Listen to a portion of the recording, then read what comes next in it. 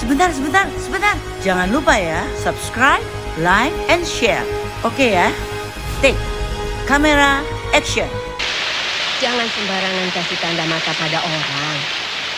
Yang menerima bisa berpikir yang bukan-bukan. Apalagi kalau orang itu belum menemukan dirinya siapa. Buat orang pergerakan sekarang ini tidak terlalu gampang.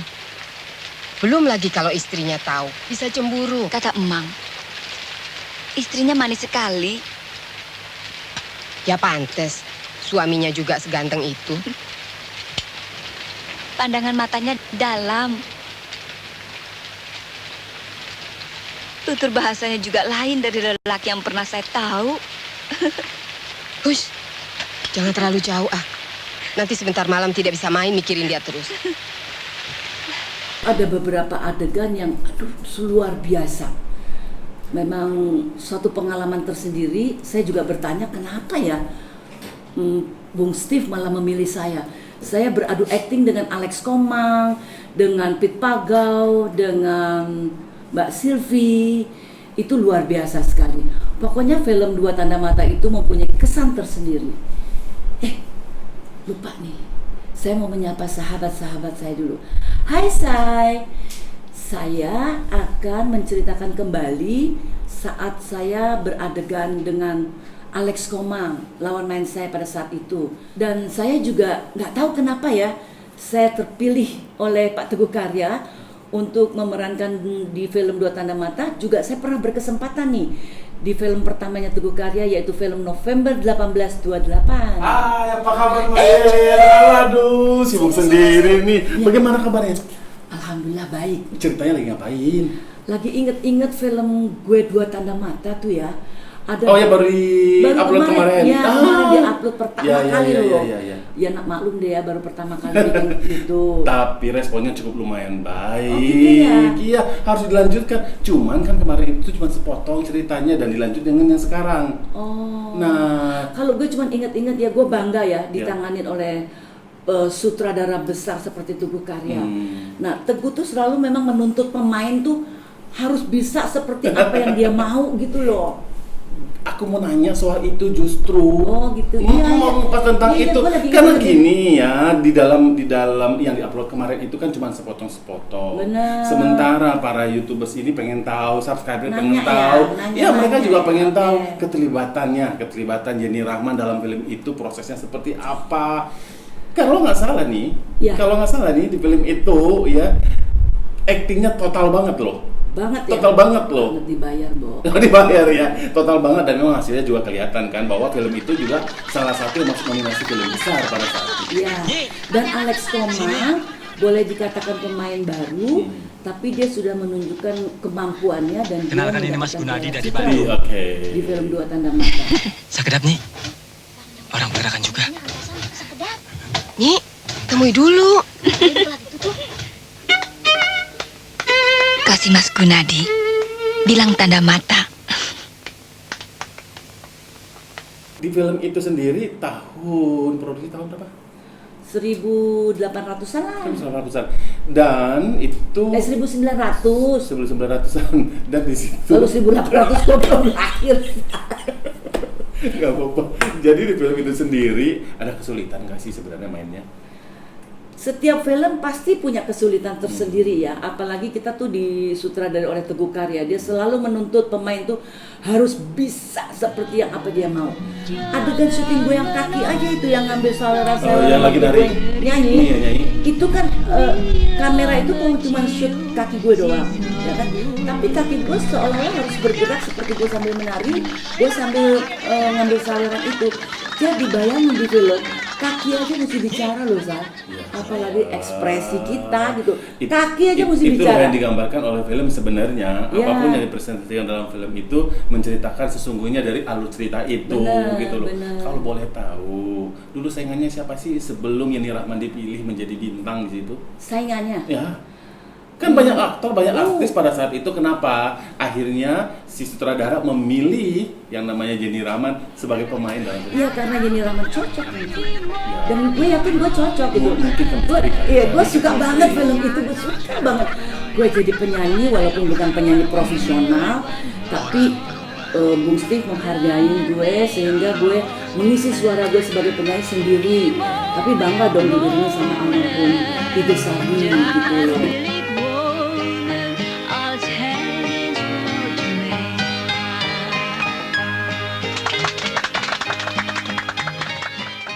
Film apa sebenarnya ceritanya ya? Iya, film Dari lama, kostum dan setting semua lama, kostum juga Iya. seolah-olah tahun berapa gitu. Sebagai seorang bintang itu dulu perlu observasi nggak sih untuk memerankan film itu, karena di film itu kan perannya Iya. jadi penyanyi, Iya.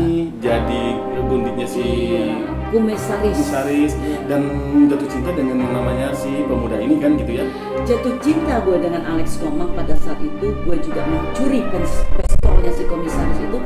Sebenarnya peran gue di situ juga gue menaruh dendam, karena beberapa tahun yang lalu bapak gue juga meninggal, dibunuh, abang gue juga terbunuh gitu loh di era zaman Belanda pada saat itu. Jadi sebenarnya gue tuh juga menaruh dendam, sehingga gue mau mengambil itu senjata untuk bisa diserahkan kepada Alex Komang, dan lo harus bisa membunuh si Oh, Komisaris. sampai segitunya ya. Ya.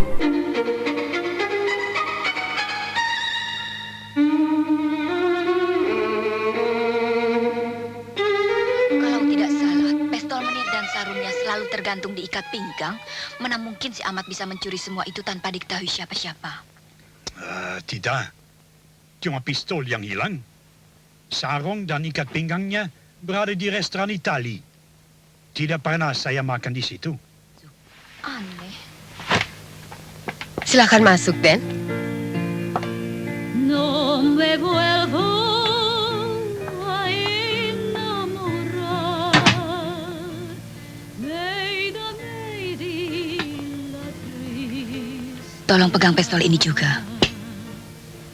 Me hace daño hasta Saya harap ada gunanya. Untuk mendalami karakter ini perlu apa sih sebenarnya sebagai seorang bintang pada saat itu loh kan? Kalau sekarang ini banyak sekali orang belajar tentang acting, bahkan dari YouTube juga mereka bisa belajar tentang acting. Zaman dulu kan nggak ada ya untuk belajar actingnya.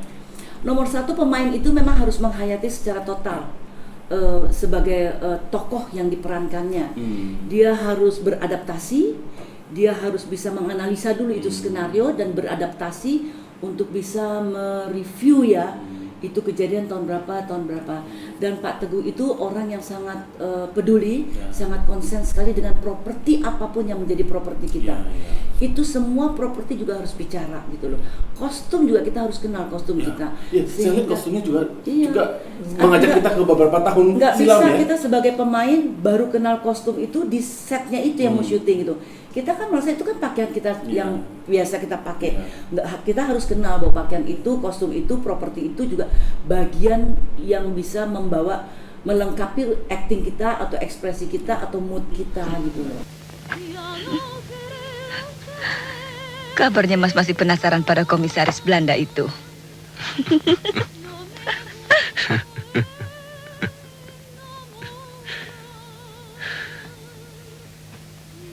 Saya lagi bingung. Merasa serba salah. Apakah betul tindakan saya yang sekarang ini?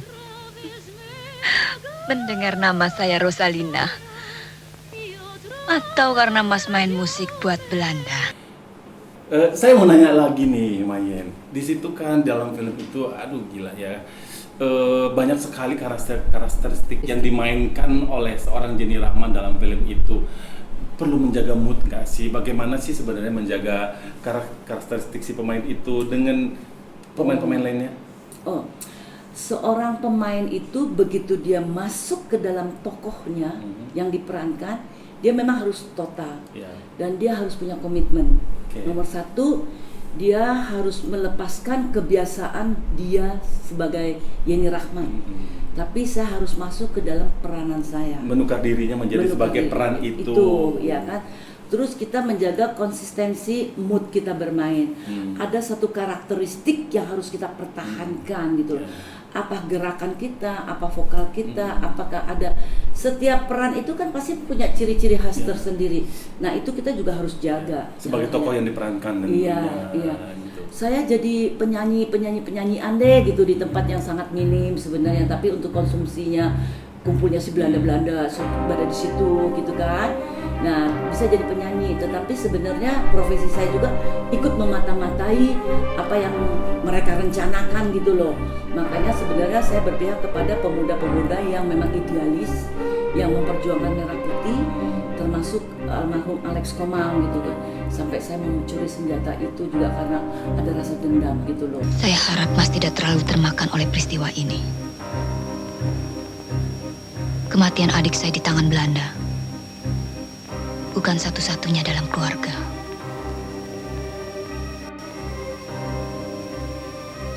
Beberapa tahun yang lalu dalam peristiwa di Cimindi, bapak saya terbunuh, juga abang saya. Buat apa memikirkan yang sudah mati? Mereka sudah jadi tanah, tidak bakal hidup lagi. Beberapa kali kan bekerja sama dengan Teguh Karya nih. Iya, Ya. November 1828. Selain itu, November 1828 dan film saya Dua Tanda Mata. Dua Tanda Mata. Teguh tuh buat saya luar biasa sekali. Iya, saya mau nanya itu soalnya. Ada kesulitan gak sih bekerja sama dengan beliau ini? Karena saya pikir film-film yang diberikan ke Mama Saya? Yet itu cukup lumayan bagus, cukup lumayan kuat ya. Ya. Teguh punya cara pendekatan tersendiri kepada pemainnya. Terutama di dalam memancing emosi pemain juga Teguh tuh punya keahlian tersendiri supaya emosi pemain juga itu keluar gitu. Nah, di film saya memang ada beberapa peran saya, baik saya sendiri yang sebagai penyanyi, sebagai gundik yang dipelihara oleh komisaris itu hanya untuk siasat saya. Dan yang hebatnya Teguh itu tidak pernah statis kameranya. Dia tidak pernah mengambil angle itu selalu statis. Kalau nggak kamera yang bergerak, pemain yang harus kayak juga untuk ikut membantu blocking yang dia mauin gitu loh. Ada beberapa shot saya atau beberapa shotnya Alex Komang juga itu semuanya blocking, kamera blocking, pemainnya juga blocking, blocking sambil dialog. Itu kan juga nggak gampang, sambil mempertahankan karakteristik si tokoh itu tuh. Jadi itu nggak gampang. Jadi memang itu ciri kekuatan-kekuatan yang ada di Teguh Karya. Orang tua itu ditangkap karena kegagalanku. Adiknya tertembak karena aku. Aku mau dengar sendiri apa kesalahan. Gila kamu itu. Bagaimana kalau ada polisi yang mengenali kamu? Aku yang mesti dihukum. Gara-gara aku musibah ini terjadi. Gun, dengar. Mereka tidak salah apa-apa. Mereka cuma membantu. Tapi aku. Risikonya kalau kamu ketangkap kita semua bisa habis. Aku yang memang mesti bertanggung jawab. Gun. Deket dong sama Teguh Karya. Banget, cinta Kalau gue. boleh tahu nih. Sayang gue sama Bung Steve Kalau itu. boleh tahu nih ya, ngomongin orang, tapi nggak apa-apa lah untuk dapetin ilmu nih buat para pemain ya, calon-calon pemain. Sifat-sifat dan cara dia mendirect sebagai seorang sutradara besar, gimana sih? Oh. Mendirect sih tadi udah gue sampaikan ya. Oke. Kira-kira dia selalu menginginkan apa yang dia inginkan Oke. gitu dari seorang pemain gitu. Kalau nggak bisa ulang lagi Sampai gitu. ketemu apa yang sampai dia ketemu mau. apa yang dia mau gitu loh. Dan kalau memang pas bagus kadang-kadang take 1 oke gitu, dia nggak mau diulangi lagi. Kadang-kadang kita pemain merasa aduh kayaknya gue pengen tadi diulangi lagi, dia nggak mau karena buat dia udah cukup gitu loh. Ada satu adegan shot gue sama Pit Pagau tuh, nanti lihat deh. Mana Itu janji satu Akang shot pada saya? blocking gue. Aman, damai. Sejak mula saya bersikeras akan saya tembak sendiri dengan tangan saya sendiri. Tapi Akang datang membujuk saya. Saya setuju. Karena apalah artinya tangan perempuan? Lemah. Tapi kalau sekarang semuanya jadi seperti ini, semuanya kita bakal tidak punya tempat lagi. Saya nyatanya berhubungan dengan kurcaci. Orang-orang pergerakan kelas 0 yang berjalan di atas prasangka-prasangka. Picik, kelas kambing, berlebihan, tidak berjalan di atas pergerakan itu sendiri. Sampai-sampai kalian tidak bisa memisahkan mana urusan pribadi dan mana urusan untuk orang banyak. Sana, bilang pada teman-temanmu, mereka itu rombengan. Orang-orang yang cuma bisa menilai orang lain terlalu cepat. Nah itu blocking gue kan muter ke sini dengan tetap menjaga dialog gue itu loh, nggak putus. Ya gitu wajar loh. lah. Iya, tapi seorang pemain juga harus siap-siap dibentak loh, dimarahin loh. Dia tuh pemarah ya? Oh, kalau udah marah, pemain juga bisa sampai nangis loh kalau dimarahin dia. Nah, kalau dia ngambek, kalau marah mending deh kita tahu dia marah gitu. Kalau kita nggak tahu apa-apa dia ngambek, tahu di pojok ngerokok gitu. Dia. Sementara kita nunggu apa nih ya? Ya, Bung Steve lagi Ini mau mainnya apa nggak sih ini? Apa baru sih? ngambek, baru ngambek gitu. Untuk mengembalikan moodnya lagi. Nah itu dia, kadang-kadang kan dia, ya namanya manusia ya, kita juga ada turun naiknya yang namanya mood ya tetap kita harus jaga gitu. Ada satu adegan dalam film itu yang cukup dramatisir ya, yang bisa musik pendukungnya cukup menarik dan Pertemuan dramatisir. itu ya, Iya, yang saya pertemuan dengan istrinya Alex Ya. Komang itu ya. Nah. Oh, di ending tuh ya. Ya itu memang sesuatu yang lain dari yang lain. Film yang pernah saya mainin Ya. itu satu adegan lain dari yang lain. Walaupun saya sempat ada hati dengan Alex Komang, dan Alex Komang menitipkan sesuatu yaitu dalam bentuk biola dan sapu tangan itu loh. Hmm. Ternyata sapu tangan itu juga bicara. Ya. Si istri juga punya sapu tangan itu gitu loh. Jadi Alex Komang sudah meninggal, saya mengantarkan sendiri untuk ketemu istrinya Alex, bahwa ini adalah titipan kenang-kenangan yang pernah Alex titipkan kepada saya. Saya ingin menyerahkan kembali kepada istrinya. Sebaliknya istrinya juga begitu gitulah. Inilah yang dibilang dua tanda mata.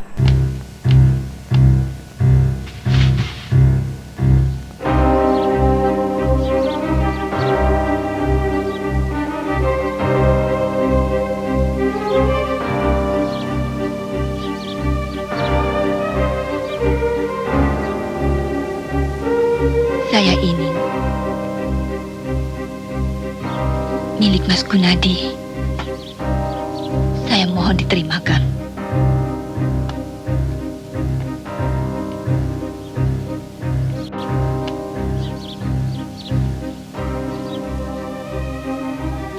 Dan ini sebuah surat yang dia belum sempat selesaikan untuk adik.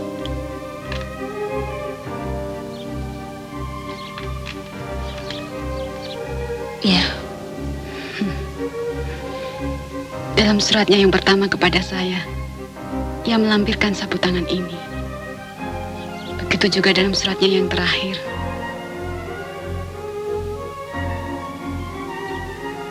Mohon diterima sebagai oleh-oleh, meskipun saya tahu di Bandung banyak dijual. Jangan. Ini tanda mata. Suami adik orang baik. Dia sangat disukai orang.